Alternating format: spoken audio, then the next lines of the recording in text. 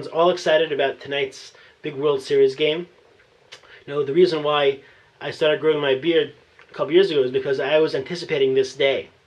And it looks like everyone, Bostonians all around, have copied my example. Now, the truth is that the reason why the Red Sox are growing their beards is because after they win the World Series, they're planning to move to Sharon and join the community kollel. So, I say to say, Al tiyeh baz l'chol davar. We shouldn't look down at anything. Everything has something we can learn from. She'en l'chol davar she'en lo makom. Everything has something that we can learn. So what can we learn from baseball? What Torah lessons can we learn from baseball and have to become better Jews and better human beings? So number one, baseball teaches us to respect every person. Who's more important, the pitcher or the catcher, the first baseman, the third baseman?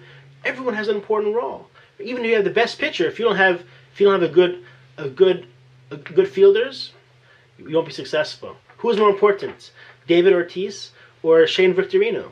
Both were critical in the Red Sox making it to this day. So this is a lesson we learn in Torah as well. Al tiyeh baz l'chol adam. We shouldn't look down on any person because every single person has something that they can contribute.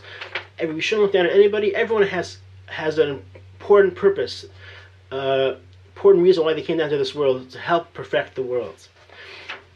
Secondly, we know that baseball teaches us teamwork. This means that it isn't only about one particular star doing well, but the star has to be responsible to make sure the rest of the team is performing well as well. Same is true in life. We shouldn't only be focused on our own success. We have to be focused on our whole team's success, our whole community success. It isn't enough that we're doing well. It isn't enough that we are close to Hashem and we're learning well. We have to look out for our neighbors as well, to see that they're doing well physically, emotionally, spiritually. We have to make sure that everyone is being successful. The whole team is being successful. Thirdly, we learn how to pick up after a mistake. See, even the best hitters have a 300 average. That means only 1 out of 3 times are they able to make it to base. That means that 2 out of 3 times, right, they fail, but they could still be successful.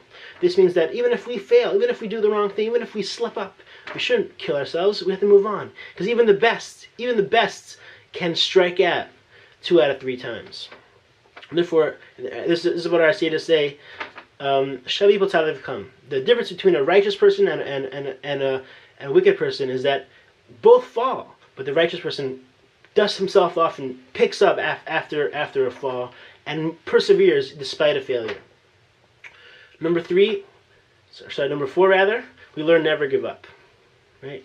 A team can be the bottom of the ninth. They can still hit a grand slam that wins the game. And this is a lesson the Torah teaches us.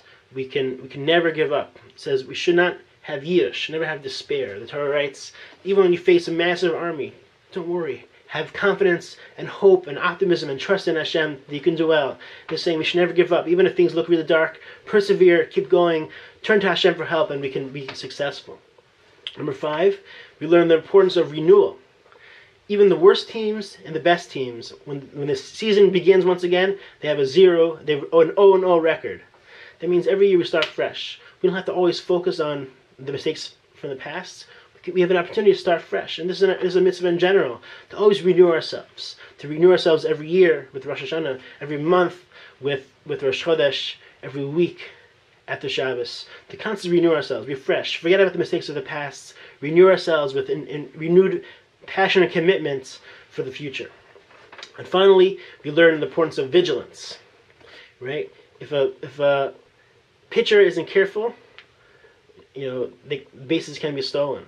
If the batter doesn't have his eye on the ball, he can strike out. We have to constantly be focused, and this is a lesson for life as well, that we can never be complacent. We have to constantly keep our eye on the ball, because the Yetzer Hara can slip us up at any moment. We can push and say, I've mastered that habits. I've mastered that midah. I don't have to worry about that anymore. No, a Yetzer Hara is the opposite team, always trying to find our vulnerability. We have to constantly be vigilant, be aware, and always keep our eye on the ball and stay sharp, because we never know when a curveball may come out of left field. So, may all learn these lessons and have a really wonderful Shabbos.